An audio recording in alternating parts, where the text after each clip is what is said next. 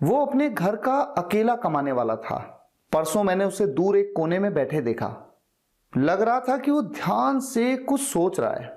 उसने बताया कि उसे महीनों से बोनस नहीं मिला है, पर आज सुबह ही जब उसके भाई से बात हुई तो पता चला कि बोनस तो दूर, उसे महीनों से सैलरी तक नहीं मिली है।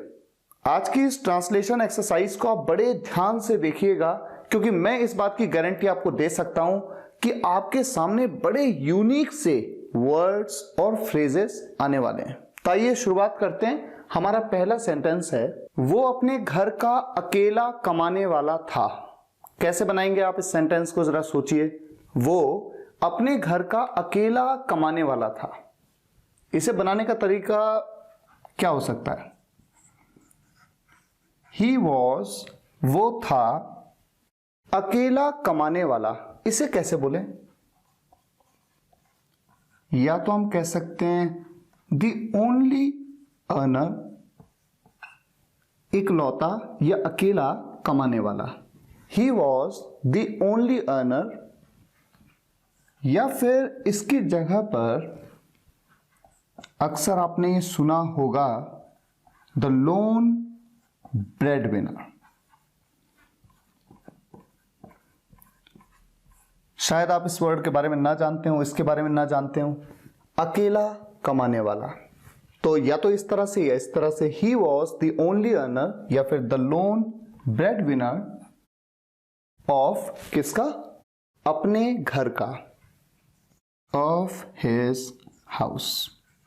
तो इस तरह से पहला सेंटेंस कंप्लीट होता है। अगला सेंटेंस क्या है? परसों मैंने उसे दूर एक कोने में बैठे देखा। परसों, परसों यानी कि जो कल था उससे भी एक दिन पहले का दिन। कल को तो हम कहते हैं यस्टरडे, जो बीत गया, और परसों जो बीत गया उसे क्या कहते हैं हम? The day before yesterday. ठीक है, ये तो सिंपल है। The day before yesterday. परसों मैंने उसे दूर एक कोने में बैठे देखा। मैंने उसे देखा, पास्ट इंडेफिनिट टेंस में आई सॉ हिम। ये तो बिल्कुल क्लियर है, मैंने उसे देखा। देखा पास्ट इंडेफिनिट टेंस में वर्ब की सेकंड फॉर्म। कैसे देखा? बैठे देखा, यानी बैठे हुए देखा। आई सॉ हिम, बैठे हुए के लिए क्या कहते हैं? Sitting. I saw him sitting, मैंने उसे बैठे हुए देखा। अब कहां पर बैठे हुए देखा? दूर एक कोने में। जब हम कहते हैं ना कि वो दूर का है, ये दूर है, तो डिस्टेंट है वो। डिस्टेंट, जैसे दूर का रिश्तेदार, डिस्टेंट रिलेटिव। दूर का कोना, distant corner.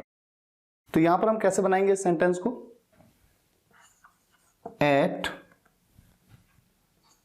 A distant corner. Distant यानी दूर का कॉर्नर। ठीक है, सेंटेंस क्लियर। लग रहा था कि वो ध्यान से कुछ सोच रहा है। सोचने के लिए एक वर्ड यूज किया जाता है, थिंक। यह हम सब जानते हैं, लेकिन ध्यान से सोचने के लिए, गहनता से, जब आप बिल्कुल विचार में, किसी ऐसे विचार में चले गए कि आप बहुत ही ध्यान से सोच रहे हैं, तो इसके लिए एक वर्ड यूज किया जाता है, पॉन्डर। खो जाते हैं आप किसी चीज में ना, सोचते सोचते खो गए आप।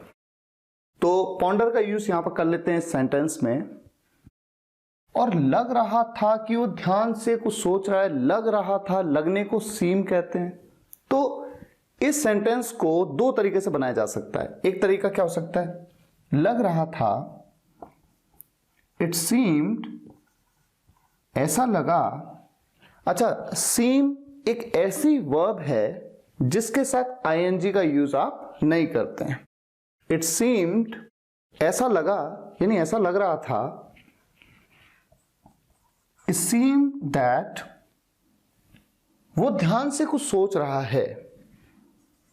अब बीते कल में बात हो रही है ना, ऐसा लगा या ऐसा लग रहा था बीते कल में, तो भले ही यहां पर है, लेकिन यहां पर ही के साथ क्या आएगा? was। he was pondering over something। Simple, इस तरीके से आप बना सकते हैं। पॉन्डर मतलब ध्यान से, गहनता से सोचना। pondering over something. इस तरह से अक्सर सेंटेंसेस बोले जाते हैं, लिखे जाते हैं। और एक दूसरा तरीका हो सकता है इस सेंटेंस को बनाने का, इस पूरे सेंटेंस को यहां से यहां तक क्या हो सकता है वो तरीका। यहां पर हम क्या कर सकते हैं कि ही से शुरुआत कर सकते हैं। ये बात मैंने आपको सीम के वीडियो में बताई हुई है। ही सीम्ड, अब यहां पर इट का यूज नहीं किया, सीधा ही का यूज किया। ही सीम्ड टू बी, ये देखिए इसका यूज किया हमने। He seemed to be pondering over something. तो दोनों तरीके से सेंटेंस को बनाया जा सकता है। ये जो दूसरा तरीका है ये ज्यादा एडवांस है, ओवर समथिंग। नेक्स्ट सेंटेंस, उसने बताया कि उसे महीनों से बोनस नहीं मिला है। उसने बताया, पास्ट एंड डेफिनेट टेंस में, उसने मुझे बताया। ही टोल्ड मी, या तो ऐसे बोल लेंगे, या फिर एक दूसरा तरीका क्या हो सकता है, ही लेट मी नो। अक्सर आपने कॉन्वर्सेशन में इस तरह से सुना है लोगों को बोलते हुए, एडवांस तरीका है, पर इस तरह से भी बोल सकते हैं, उस तरह से भी बोल सकते हैं। ही टोल्ड मी या फिर ही लेट मी नो कि दैट उसे महीनों से बोनस नहीं मिला है। बताया पास्ट में, तो भले ही यहां पर है लेकिन पास्ट में ही कंसिडर किया जाएगा क्योंकि बात ही पास्ट में हो रही है कि उसे बोनस नहीं मिला है। ही हैडंट, नेगेटिव सेंटेंस है तो हैज नहीं, हैड का यूज होगा क्योंकि पास्ट में बात हो रही है। ही हैडंट, वर्ब की third form, past perfect tense में, ही हैडंट रिसीव्ड, उसे नहीं मिला था पास्ट में। या फिर गेट का भी यूज किया जा सकता है तो उसकी थर्ड फॉर्म गॉट का यूज आप कर सकते हैं। और गॉटन का भी यूज किया जाता है, आप जानते हैं ना, थर्ड फॉर्म जो है गॉट या गॉटन, दोनों में से किसी का भी यूज कर सकते हैं। That he hadn't received, he hadn't got क्या, a bonus, he hadn't got a bonus महीनों से, फॉर मंथ्स। इस तरह से ये सेंटेंस कंप्लीट होता है। नेक्स्ट सेंटेंस, पर आज सुबह ही जब उसके भाई से बात हुई तो पता चला कि बोनस तो दूर से महीनों से सैलरी तक नहीं मिली है। पर बट आज सुबह ही, बस आज सुबह ही, just in the morning today, but just in the morning today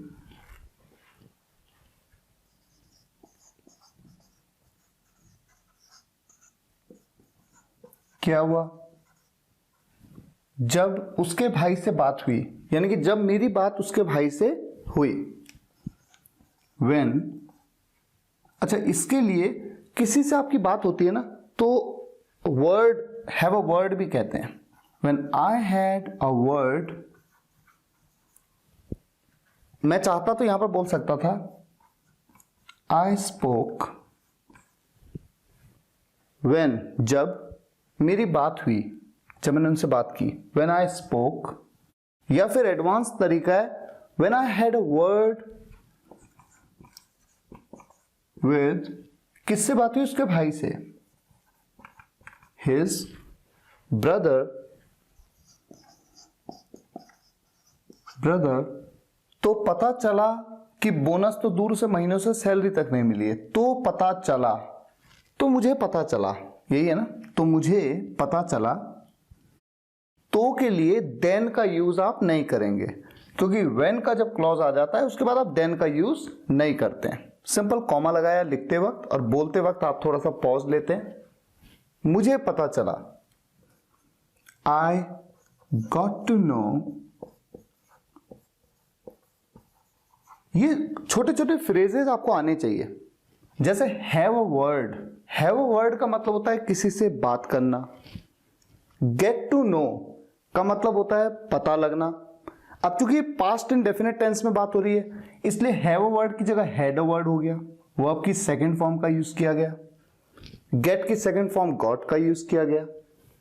मुझे पता चला, आई गॉट टू नो कि दैट, बोनस तो दूर, उसे महीनों से सैलरी तक नहीं मिली है। बोनस तो दूर यानी कि बोनस तो दूर की बात है, उसे महीनों से सैलरी तक नहीं मिली है। या फिर बोनस छोड़ो, उसे महीनों से सैलरी तक नहीं मिली है। इसे बनाना बड़ा इंटरेस्टिंग होगा। देखिए, बोनस तो दूर, यानी बोनस छोड़ो, बोनस की बात छोड़िए आप, सैलरी नहीं मिली है। लीव द बोनस, या फिर इसे थोड़ा सा ना एक और तरीके से बनाया जा सकता है। The bonus is a far fetched thing, the bonus is a far fetched. Far fetched का मतलब क्या होता है? बहुत दूर की बात, जो कि पॉसिबल ही नहीं लग रही है। The bonus is a far fetched thing, ये आप कह सकते हैं, लीव द बोनस या the bonus is a far fetched thing. उसे महीनों से सैलरी तक नहीं मिली है। ही हैडंट, अच्छा यहां पर भी ठीक उसी तरीके से है ना, प्रेजेंट में है लेकिन बात पास्ट में हो रही है, ठीक है ना। He hadn't got his salary for months.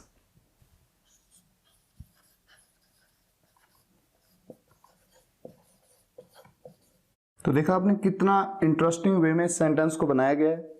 I got to know, मुझे पता चला, दैट कि लीव द बोनस, बोनस छोड़िए, या फिर the bonus is a far fetched thing he hadn't even got. यहां पर इवन आएगा, क्यों आएगा? सैलरी तक नहीं मिली है, तक के सेंस के लिए इवन का यूज होगा। ये देखिए तक का sense, he hadn't even got his salary for months. उम्मीद है आज की इस ट्रांसलेशन एक्सरसाइज से आपने कुछ नए वर्ड्स और नए सेंटेंसेस को सीखा होगा।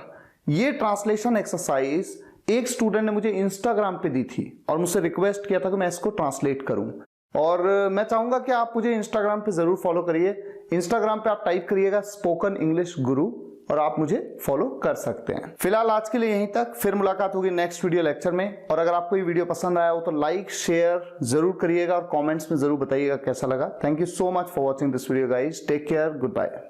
सभी वीडियोस एक के बाद एक देखने के लिए आप चैनल की प्लेलिस्ट में जाइए या फिर स्पोकन इंग्लिश गुरु एंड्रॉइड ऐप इंस्टॉल कर लीजिए। आप चाहे तो कंप्लीट कोर्स किट भी मंगवा सकते हैं, जिसमें मेरी सभी बुक्स हैं और साथ ही लेसन वाइज वीडियोस की पेन ड्राइव भी। विजिट करिए मेरी वेबसाइट www.spokenenglish.guru। अगर आप एक सक्सेसफुल ब्लॉगर बनना चाहते हैं तो आप मेरा ब्लॉगिंग कोर्स भी ज्वाइन कर सकते हैं, जिसमें आपको 6 मंथ्स का फ्री टेक्निकल सपोर्ट दिया जाता है। अधिक जानकारी के लिए विजिट करिए www.wemakebloggers.com।